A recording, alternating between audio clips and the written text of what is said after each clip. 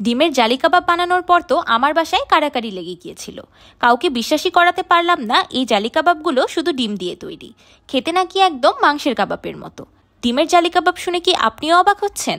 অবাক হওয়ার কিছুই নেই। পানির মতো সহজ পদ্ধতিতে বানানো এই ডিমের জালি কাবাবগুলো থাকলে সবাই সব ফেলে ইফতারিতে শুধু এটাই খাবে। আসসালামু আলাইকুম everyone, I am chef Ishika. Welcome back to আইফুড channel. ডিমের জালি কাবাব বানানোর জন্য আমি প্রথমেই 3টি ডিম ও একটি মিডিয়াম সাইজের আলু সিদ্ধ করে নেব। সময় বাঁচানোর জন্য আমি ডিম আর আলুটাকে একই সাথে সিদ্ধ করে নিয়েছি। আপনারা ইচ্ছে করলে আলাদাও করে নিতে পারবেন। ডিম আর আলু খুব ভালোভাবে সিদ্ধ হয়ে গিয়েছে। এবার এগুলোকে চুলা থেকে নামিয়ে নিচ্ছি। এবার আমি ডিমের সাদা অংশ আর কুসুমটাকে আলাদা করে নিচ্ছি। এবার একটি নাইফের সাহায্যে ডিমের সাদা অংশটাকে ছোট ছোট কুচি করে কেটে নিচ্ছি। আচ্ছা, আপনারা ইচ্ছে করলে কিন্তু ডিমটাকে নাইফ দিয়ে কাটার পরিবর্তে গ্রেটারের সাহায্যে গ্রেটও করে নিতে পারবেন, কিন্তু আমার মনে হয়েছে ডিমগুলোকে এভাবে কেটে নিলে খাওয়ার সময় দাঁতের নিচে পড়লে খেতে অনেক বেশি ভালো লাগবে, সেই সাথে দেখতেও অনেক বেশি সুন্দর লাগে। ডিমের সাদা অংশগুলোকে আমি একদম কুচি কুচি করে কেটে নিয়েছি। এবার এগুলোকে একটি বাটিতে তুলে রাখছি। এবার সিদ্ধ করা আলুটাকে গ্রেটারের সাহায্যে গ্রেট করে নিচ্ছি। আপনারাও চেষ্টা করবেন আলুটাকে হাত দিয়ে ম্যাশ না করে গ্রেটারের সাহায্যে গ্রেট করে নেওয়ার। আর যদি আপনাদের হাতের কাছে গ্রেটার অ্যাভেলেবেল না থাকে তাহলে হাত দিয়েও ম্যাশ করে নিতে পারবেন। আলুগুলো খুব সুন্দরভাবে গ্রেট হয়ে গিয়েছে। এবার এগুলোকেও বাটিতে তুলে রাখছি।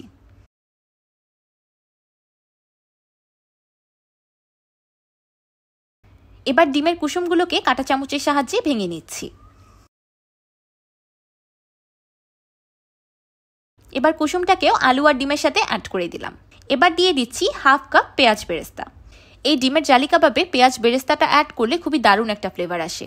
আর যদি কাঁচা পেঁয়াজের পরিবর্তে বেরেস্তা ব্যবহার করা হয় তাহলে কিন্তু কাবাবগুলো দীর্ঘ সময় ফ্রিজে স্টোরও করতে পারবেন। এবার দিয়ে দিলাম 2 টেবিল চামচ বা স্বাদ মতো কাঁচামরিচ কুচি। সেই সাথে দিয়ে দিলাম 2 টেবিল চামচের মতো ধনিয়া পাতা কুচি। এবার কিছু মশলা অ্যাড করে নিব। দিয়ে দিলাম 1 চা চামচ লাল মরিচের গুঁড়া, 1 চা চামচ ধনিয়া গুঁড়া, 1 চা চামচ ভাজা জিরার গুঁড়া, 1 চা চামচ গরম মশলা গুঁড়া আর 1.5 চা চামচ বা স্বাদ মতো লবণ। এবার অ্যাড করব বাইন্ডিংয়ের জন্য 1/4 কাপ বেসন। আমি বেসনটাকে আগেই হালকা ভেজে নিয়েছি।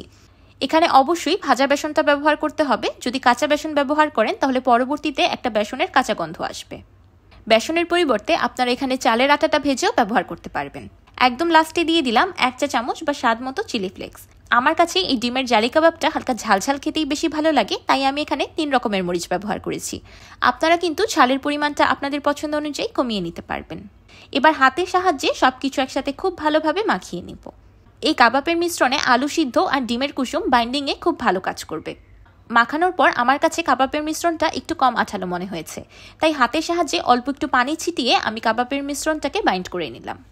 আমি এখানে 2 টেবিল চামচের মতো পানি ব্যবহার করেছি। আপনাদের ক্ষেত্রে পানির পরিমাণটা একটু কম বা বেশি লাগতে পারে। কাবাবের মিশ্রণের টেক্সচারটা যখন ঠিক এমন হয়ে যাবে তখন বুঝতে হবে এটা কাবাব তৈরির জন্য একদম পারফেক্ট। এবার আমি হাতে অল্প একটু করে মিশ্রণ নিয়ে কাবাব তৈরি করে নিব। আমি কাবাবগুলোকে একটু বড় আর মোটা করে বানাচ্ছি যেন দেখতে সুন্দর লাগে। আপনারা ইচ্ছে করলে একটু ছোট করেও বানাতে পারবেন। আমার এক একটি কাবাব আনুমানিক 50-60 গ্রামের মতো হয়েছে। দেখতেই পাচ্ছেন কাবাবগুলো একদম সুন্দরভাবে তৈরি হচ্ছে, কোনো রকম ফাটল দেখা যাচ্ছে না বা একটি কাবাবও খুলে যাচ্ছে না। ডিমের সাদা অংশটাকে কুচি করে কেটে নেওয়ার ফলে দেখতেই পাচ্ছেন কাবাবের লুকটা কত সুন্দর এসেছে, ডিমগুলো কত সুন্দরভাবে দেখা যাচ্ছে। আমার সবগুলো কাবাব তৈরি করা হয়ে গিয়েছে। এই পর্যায়ে আপনারা ডিমের জালি কাবাবগুলোকে ডিপ ফ্রিজে সংরক্ষণ করতে পারবেন 1 মাসেরও উপরে।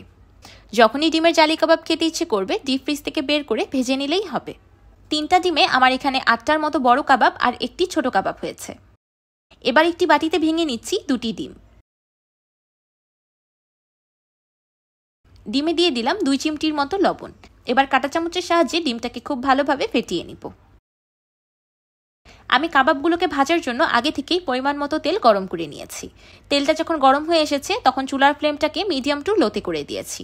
এবার আগে থেকে তৈরি করে রাখা কাবাবগুলো ফ্যাটানো ডিমে ডিপ করে সরাসরি তেলে দিয়ে দিব। যেই ছোট্ট কাবাবটা একদম লাস্টে তৈরি হয়েছিল আমি সেটাকে ভেজে দেখছি সবকিছু ঠিকঠাক আছে কিনা। যে কোনো তেলে ভাজার জিনিস প্রথমে একটি তৈরি করে দেখা ভালো, সবগুলো একসাথে নষ্ট করার থেকে। আমি ফ্যাটানো ডিম হাতের আঙুলের সাহায্যে কাবাবের উপর দিয়ে জালি ক্রিয়েট করে নিচ্ছি। এবার কাঁটা চামচের সাহায্যে তৈরি হওয়া জালিগুলো কাবাবের উপর লাগিয়ে দিচ্ছি। এই জালিটা তৈরি করা খুব বেশি সহজ, যে কেউ একবার চেষ্টা করলেই পারবে। শুধু হাতের সাহায্যে ফ্যাটানো ডিমটা কাবাবের উপর এলোমেলো ঘুরিয়ে দিলেই নিচ থেকে জালি তৈরি হতে থাকবে। জালি কাবাবটায় খুব সুন্দর একটা সোনালি কালার চলে এসেছে। এবার আমি এটাকে তেল থেকে তুলে নিচ্ছি। এবার আমি আপনাদেরকে আরও কয়েকটি কাবাব ভেজে দেখাচ্ছি, সেই সাথে আরেকটি সহজ পদ্ধতিও দেখিয়ে দিচ্ছি। আমি ফেটানো ডিমগুলোকে একটি পাইপিং ব্যাগে ফিল করে পাইপিং ব্যাগের মুখটাকে সুই দিয়ে কয়েকটা ফুটো করে নিয়েছি। এবার জালি কাবাবের জালি তৈরি করার যে কাজটা আমি আঙুলের সাহায্যে করেছিলাম, সেই কাজটাই পাইপিং ব্যাগ দিয়ে করে নিচ্ছি। আমার কাছে পাইপিং ব্যাগ দিয়ে জালি কাবাবের জালি তৈরি করাটা বেশি সহজ মনে হয়। এতে করে হাত বেশিক্ষণ ডিমে চুবিয়ে রাখতে হয় না, আর জালি কাবাব তৈরির কাজটা বেশি একটা মেসিও হয় না।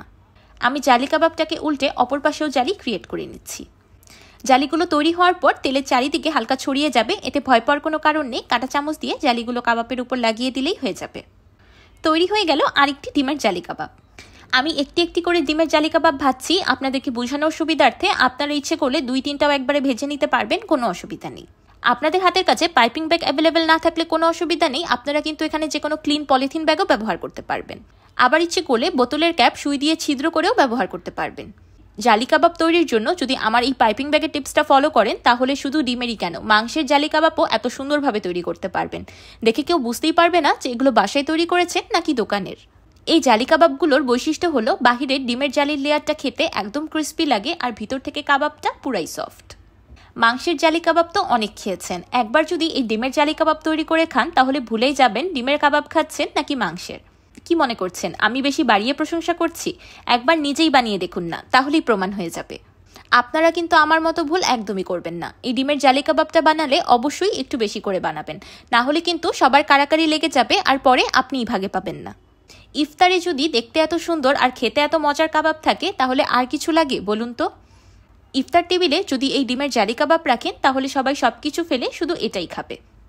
আমার কাছে এই ডিমের জালি কাবাবগুলো খেতে খুব বেশি ভালো লাগে। যখনই কাবাব খেতে ইচ্ছে করে হুটহাট এই ডিমের জালি কাবাবগুলো তৈরি করে নিই। এই ডিমের জালি কাবাবগুলো একবার খেলে ভুলে যাবেন ডিমের কাবাব খাচ্ছেন নাকি মাংসের। তো তৈরি হয়ে গেল একদম পানির মতো সহজ পদ্ধতিতে অল্প সময়ে ও অল্প খরচে ডিমের জালি কাবাব। এবার আমি একটি কাবাব কেটে দেখাচ্ছি। মাশাআল্লাহ, দেখতেই পারছেন শুধু বাহির থেকেই না, ভিতর থেকেও কাবাবটা দেখতে কতটা বেশি লোভনীয় হয়েছে। শুধু ডিম আর আলু দিয়ে যে এত মজাদার কাবাব তৈরি করা যায় সেটা এই কাবাবটা একবার না বানিয়ে খেলে কখনোই বুঝবেন না। দেখতেই পারছেন জালি কাবাবের জালির লেয়ারটা কতটা বেশি সুন্দর আর মোটা হয়েছে। এটাই কিন্তু জালি কাবাবের আসল বৈশিষ্ট্য, যে জালির লেয়ারটা খুব বেশি মোটা আর সুন্দর হতে হবে। আমার আজকের এই ডিমের জালি কাবাবের রেসিপিটি আপনাদের কাছে কেমন লাগলো আমাকে অবশ্যই কমেন্ট করে জানাবেন। ভিডিওটি ভালো লাগলে একটি লাইক দিবেন আর আমার চ্যানেল সাবস্ক্রাইব করে আমার চ্যানেলের পাশেই থাকবেন। আল্লাহ হাফেজ।